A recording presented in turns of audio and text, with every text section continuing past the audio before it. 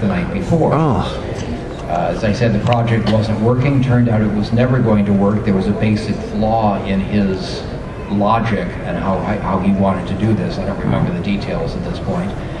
But the project was going nowhere. It would never go anywhere. So the physics department said I could start a new project from scratch.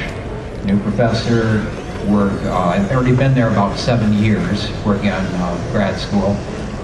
If I picked up a new project, worked, I think they said 8 to 10 hours a day, 6 days a week for 2 years, I could finish it off and get my doctorate.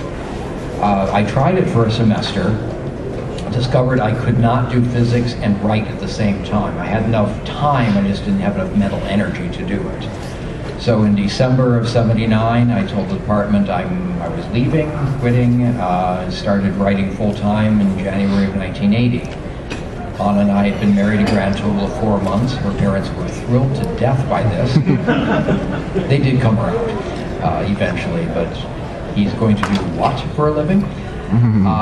Worked full-time for a year. Anna had a job. We had some savings, a cheap place to live. Aimed for $1,000 of sales in that first year. If I couldn't do that, I'd probably better give up on this whole thing. We ended the year with $2,000 in sales, so I decided this is worth keeping up with. Kept going. Next year, the first year I wrote all short stories. The second year I would alternate a short story with 2 weeks of working on a novel. Finished it in early 82, trying to figure out how we could market this. And an agent contacted me. He'd been reading my short stories in Analog. He was the editor's agent, because Dan Schmidt also wrote science fiction as well as editing Analog, and asked if I was looking for an agent. I said, okay, well, here I've got a novel. And he took it and said, okay, it's going to need to be trimmed down, but let me see what I can do. Sold it to the second publisher he tried it on, and been with him ever since. Star Wars came along in... That's the other question. We'll save it for Star Wars, because that's your next question anyway. Save you the trouble of asking it. I finished published 10 novels with a couple of different publishers, Daw and Blue Jay and then Bain. And Jim Bain knew he couldn't meet what my agent was going to want for my next book, so he released me from contract, and Russ is looking around and talking to people, and nobody was really all that interested in Bantam. Said, well, okay, we can do this. And the Blue Jay editor, founder, who is now at Tor, said he was interested in me too. And Russ and I had conversations, and Russ had this wonderful line. I think Frank would give you $5,000 more in advance, but I really think Bantam is the right place for you at this time in your career. So signed with Bantam, 3-book contract. 6 weeks later, got a call from Russ saying, we got a very interesting offer here. It seems that Bantam and Lucasfilm had been in communication, and there was going to be a 3-book continuation of the Star Wars saga, and they were offering it to me. So I talked to Russ for about 45 minutes to an hour, told him I'd give my answer the next day, and I went off and panicked. Because this was the chance to start my career like nothing could ever do for me. It was also my chance to fall flat on my face in front of millions of Star Wars fans who would hate me forever. So no pressure? No pressure at all, no. I mean, the two things I knew going into it was I had to find a story I could tell that felt like Star Wars but was not what George Lucas had already done. And second, I had to be able to capture not just the characters and the technology, but the feel of the Star Wars universe. Every universe feels a little bit different. Star Wars doesn't feel like Star Trek or like Terminator or Buffy the Vampire Slayer. They all have their own feel. And if I couldn't capture the characters and that atmosphere, then I would not be writing Star Wars. I would be writing an adventure of 2 guys named Han and Luke. Not the same, and it would feel flat, and it would be a waste of everybody's time. So by the next day I had enough of an idea. I thought I can get 3 books out of this, a 3-book saga, and I went ahead and signed. You have to realize that back in 1991 when the book was published, Heir to the Empire was published, nobody knew if Star Wars fans were even out there. They've been very quiet since 1983, Return of the Jedi. Nobody knew if the fans had moved on to Star Trek or something else and even cared anymore. So they did a fairly small run, 70,000 hardcovers. They wanted to do 100,000 and haven't gotten the orders for it.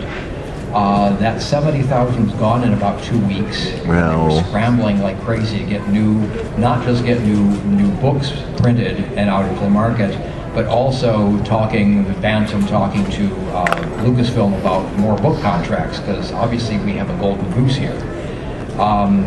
They wanted with 12 more book contracts in that series. So obviously the fans were out there, you're still out there, and Star Wars shows no real signs of slowing down anytime soon. No, it doesn't. So when you got into Star Wars writing, did you have to have your ideas approved by Lucasfilm, or did you have ideas that you can go out and play with by yourself? You have to have everything approved by Lucasfilm. They wanted to see the outline, of course. We tweaked the outline a couple places. Then, of course, the final manuscript gets checked over. Once that is finished, they want to see the artwork. They want to see the promotional stuff that the publisher is going to do. They basically keep hands-on with pretty much everything involved in the novel. And bear in mind, they're doing this with comic books as well, and games and such now. That was an early beginning. There wasn't much out there except the Thrawn trilogy and the Dark Empire, I think, the comic book. The comic book that Dark Horse was doing at the same time. So yeah, they keep track of everything. Fortunately, I've learned how to do an outline detailed enough that we can catch anything major in outline stage rather than having to go back and revise 30,000 words in the final manuscript. It saves a lot of time that way. But yeah, they are very attentive to what I can do. The flip side of that is I've never had them say, okay, here are the 5 plot points and 7 characters you have to use. It's always a, what do you want to write, and we'll tell you where you're running into a wall that you have to change things. Right. So I'm working in Star Wars, but they're really my stories, which is really the only way I want to do it. I've never been offered a novelization. I'm not sure I would accept, because that's somebody else's story. So yeah, I propose the stuff to them, and then they tell me, yes, go ahead, or go ahead with these modifications. Lucasfilm has also been very good, both before and now that the story group is watching over everything. They've been very good about listening to my arguments. I don't think they've ever, since the original ones, they've never said no just because we can say no. For example, an outbound flight, they wanted, I had the outbound flight mission have families aboard. And they had said in outline, we want this to be just military, no families. And I said, well, one of the things I want to do here is show why Jedi should not necessarily be in positions of authority. You know, on paper that looks good, they've got the Force. In actual practice, you wind up with the power corrupts type of thing, and arrogance can kick in.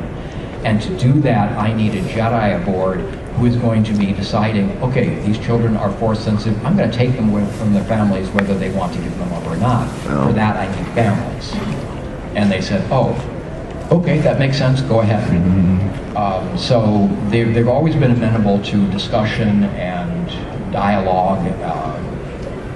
And in the contrast, when they say, this doesn't work for us, I will either say, okay, let me tweak it this direction, or what don't you like, maybe we can work around it.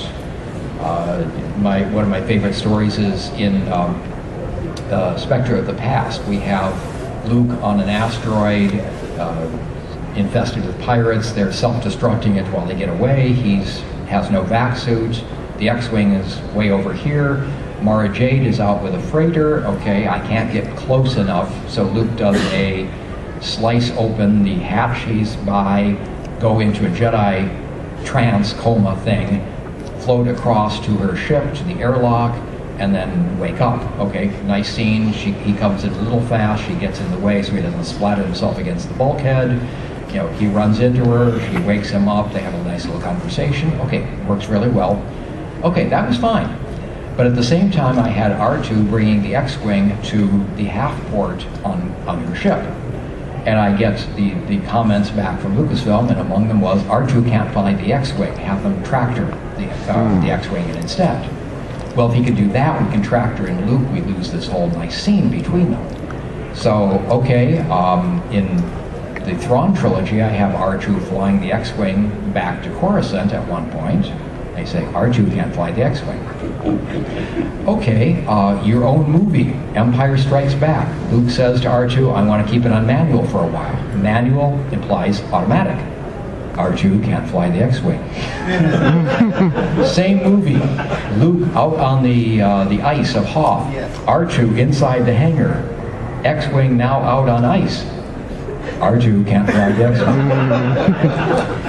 We went around and around a couple of times on this thing, and part of the problem was they didn't know why it was bothering them. They couldn't put it into words.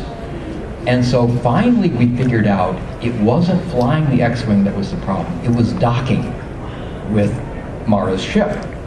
Okay, now I could have argued astromech droid, that's what they're designed to do, but I came up with a better solution.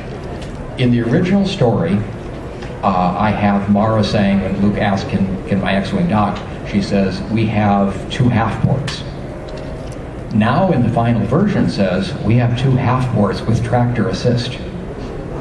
Now we're fine, he can fly it over there and they can tractor him in and everybody's happy. But yeah, we sometimes they didn't know what they wanted or what they didn't want, and we had to discuss it, but they were always amenable to discussion. And did you hear like R2-D2 beep in the background when you were having an argument with them? Mostly was walking around the house complaining to my wife, okay, what else? What other proof do they need? We do that a lot, and then I calm down and I'm reasonable again. So, Grand Admiral Thrawn was a major character you created back in the what's now called the Legends line, back in the old extended universe. And he's recently come over, or I shouldn't say recently, 2 years ago, he came over into Rebels, the cartoon series on Disney's XD channel. Did you have any input into how he was portrayed or how he was in Rebels? No, they had made all of that decision themselves. They had, by the time they were able to tell me, they were well into production of season 3. So all of that was them.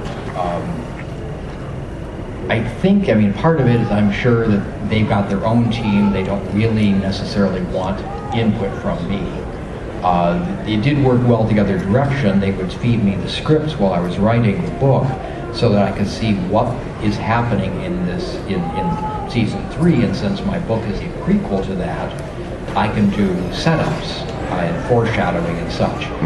For example, in Rebels, we have Thrawn running into Colonel Yularen of Imperial Security Bureau. We have him running into Grand Moff Tarkin, Governor Price. And as I read the scripts, I said, you know, none of these feel like a first meeting between them. Okay, if this is not the first meeting that happened earlier, I can put those first meetings into the book. So I could do things like that, adapting to what they were doing. Which is, you know, this is Lucasfilm, that's the direction it goes. Right. They do things and you adapt to it. Yep. So within Rebels, they also brought back Brooke. And in the last episode, they mentioned Captain Pelion, so they brought over a couple of your creations. What else would you like to see them bring over from your Well, just add 2 more because they're in the book Thrawn. We've got Hasishi, who was originally in the Hand of Thrawn duology as one of Talon Karrde's crew. And we also had, from Outbound Flight, Admiral Aralani of the Chiss Defense Force. So I got both of them in as well. Who else would I like to see? Let's see, there's a redhead. Obviously, the other character everybody would like to see is Mara Jade. Following close behind is Talon Karrde. I would love to bring them both back, but only if it made sense within the context of the story. Do not want to have a character walk past in the background for no reason other than to get them on film, as it were.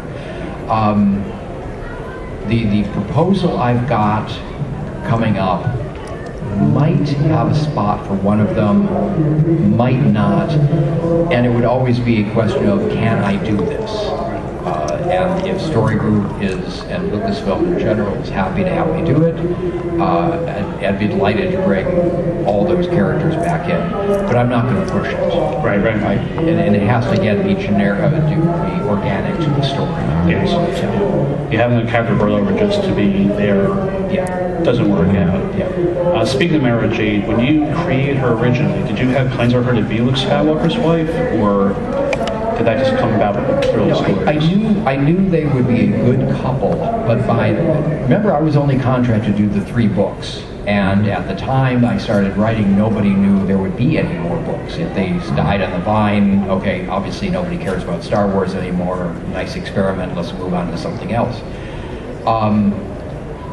I knew that by the end of the Thrawn trilogy, it was way too soon to do anything more than just start them out being friends. They've just stopped being enemies.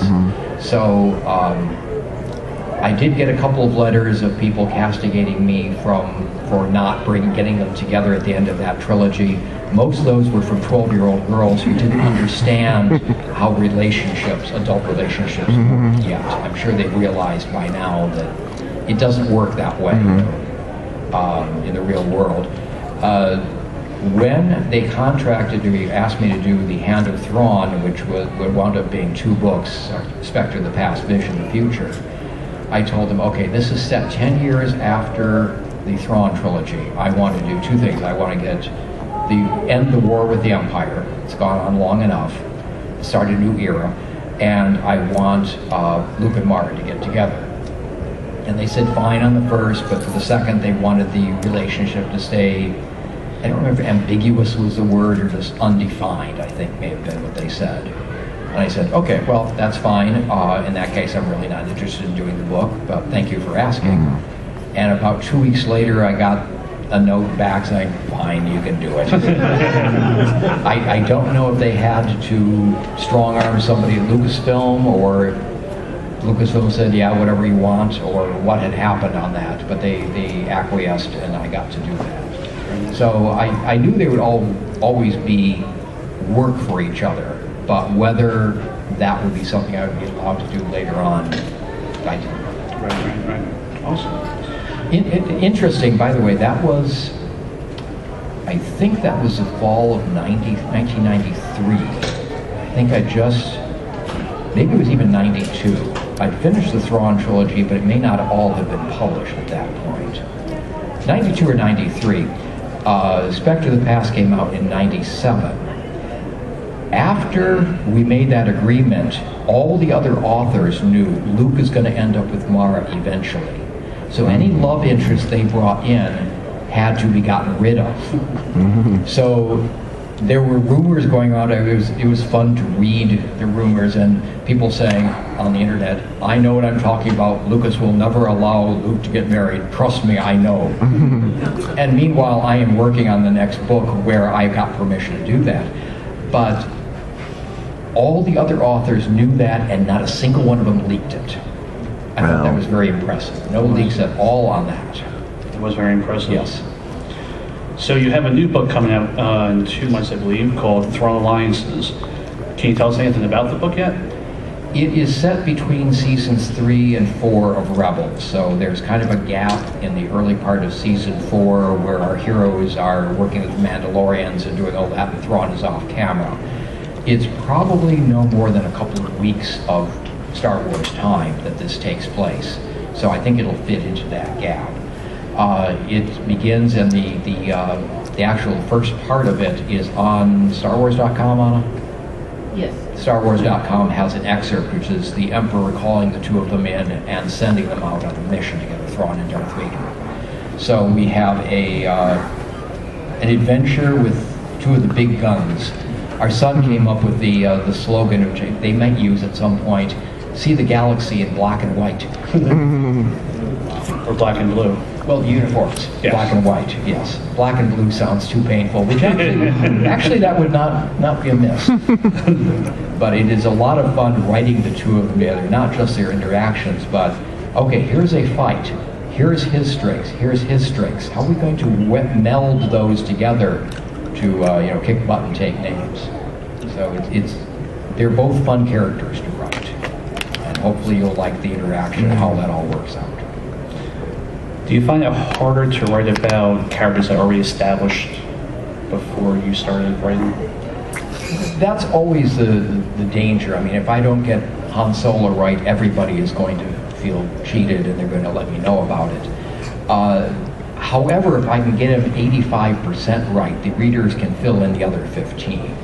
But yeah, you've got to be very careful. Interestingly enough, I'm going to be doing some little interview sort of thing with Mark Thompson, who does the audios, and that was one of the questions I wanted to ask him. Is it harder to do the established ones or to write or to do distinguishable original characters? Right. And you know, I've heard he has the same, I really got to make sure I get this right, because that's what people expect to hear and expect to read. So that's always part of the risk of doing something with established characters. People are going to expect, this is the Han I know. Very good. No comments on the later movies here. To be determined. Does anyone have any questions they would like to ask Timmy?